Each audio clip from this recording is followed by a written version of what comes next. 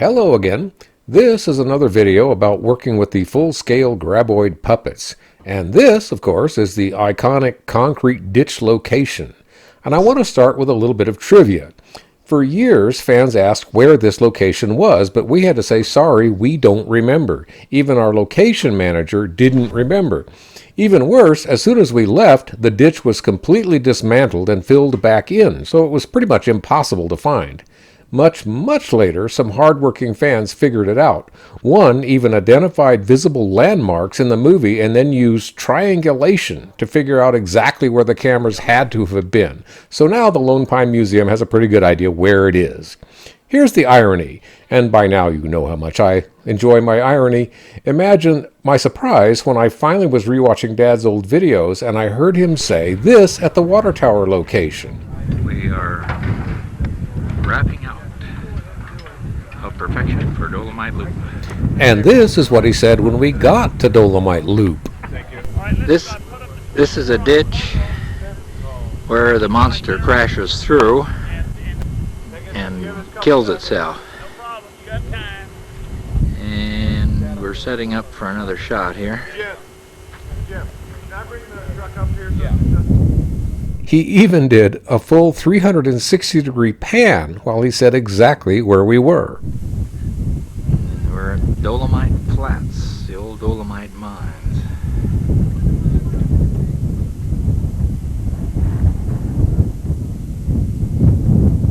If I had watched these videos a little sooner, I could have headed off a 30-year mystery.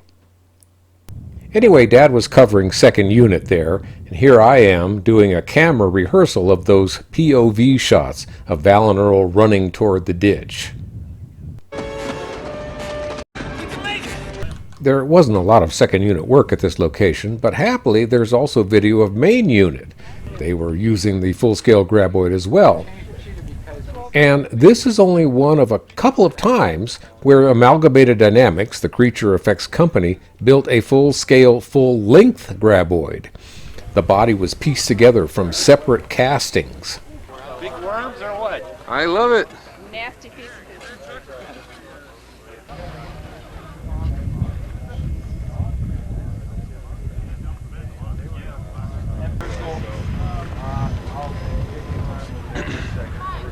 Okay, quiet everybody.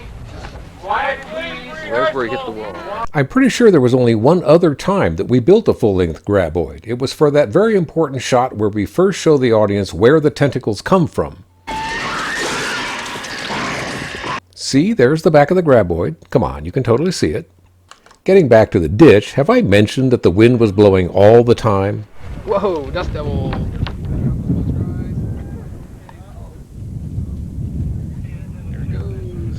Anyway, I like this little moment too. Ron telling a visitor what the script supervisor does. Watch everything, memorize everything, take notes on everything, know whether the lines are being said correctly. The main unit video also has a little piece of a rehearsal.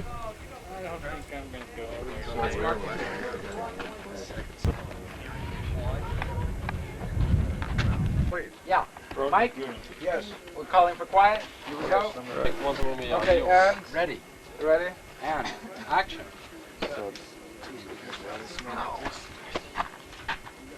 And her line, yes. So some pictures of you dressed up like a cop. I don't see any eyes. Some pictures of you dressed up like a And as we got closer to rolling film, the ADI team started the plumbing work needed for the monster blood and slime. Here's animatronics engineer Craig Caton with one of the slime tubes. How's the oil? I'll tell you. Looks like just a little bit short today. It's a few quarts low. Yeah, about a quart low. Well, that's all there is from the ditch, so it's on to the next time we see a full-size graboid, when one bursts up outside of Chang's market. Now here, second unit had a lot to do, and Dad shot a lot of it. The shots that actually made it into the movie were this one, and this one. But as my more dedicated viewers know, it took a lot of work to get those two little pieces. First of all was just the sheer logistics of preparation. It's got to rotate a little more to it. All right, Carl, we're moving you clockwise. Okay. Open. Yeah. Oh, he's in the back of Playboy. Ajax. What gender is it? Next to airplane. Gender, I think. Yeah, Ajax tentacle. Okay. Acme tentacle.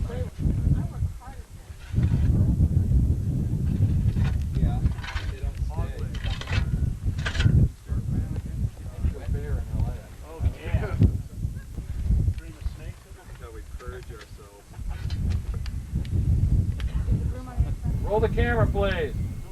And of course, we had our usual false starts and mishaps. Action!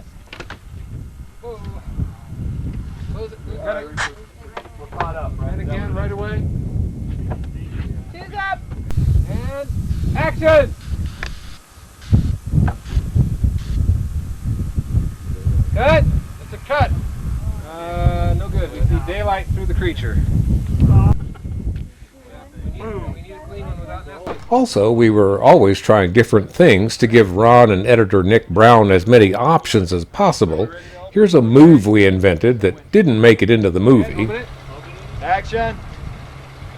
That's good. That's good. Okay. Wet down wet it the and do it. tentacles and let's shoot it. Now let's wet it all down and get ready to go. Where am I not in? Good, you're out. Okay, here we go. Roll camera. Rolling. Move!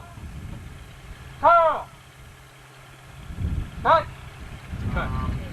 We did a bunch of takes of it, and Dad apparently shot them all. Cut! Action! As I look at it now, it looks kind of cool, and we were happy with it. Cut! Beauty. Cut! Okay, that was a good one. This was also the end of a day of shooting. Okay. Wrap it up, put it behind the building. Close them out. Little by little, of course, we started getting takes that we liked. Action! Cut! Cut it! That looks good. Action!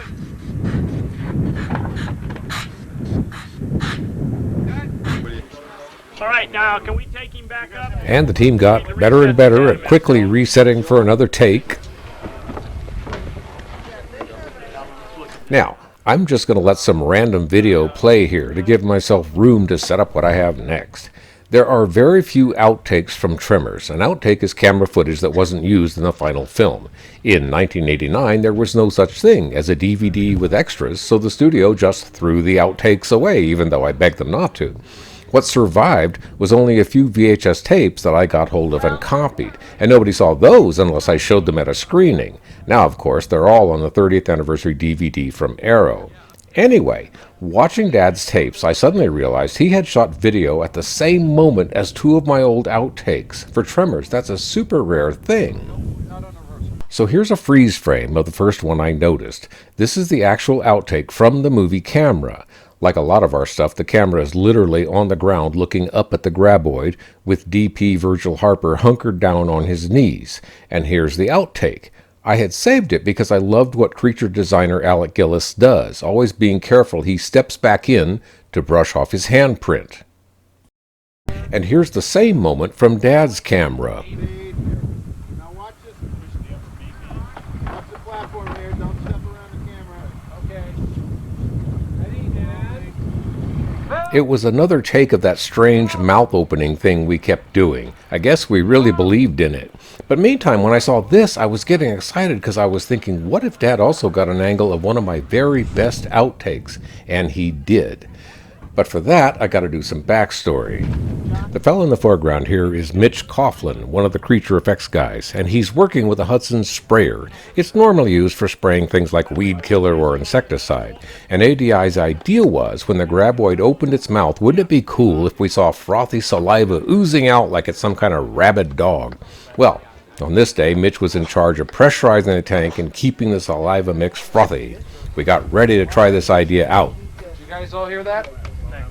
We're on a 14 lens here, so everybody has to be real tight in a row behind you. Once he comes down. Okay?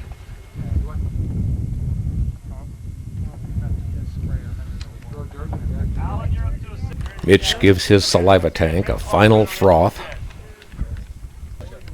And we added dust, because, well, we always added dust.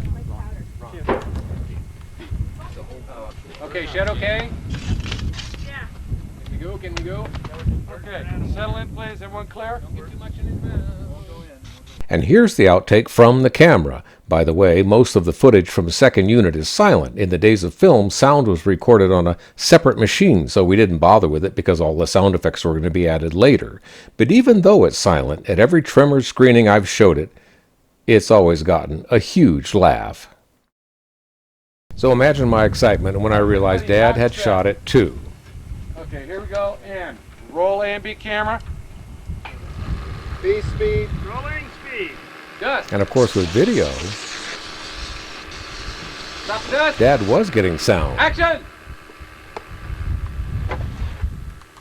Stop, man, stop. Cut. Cut. Stop. I think he's Thanks for watching. See you next time.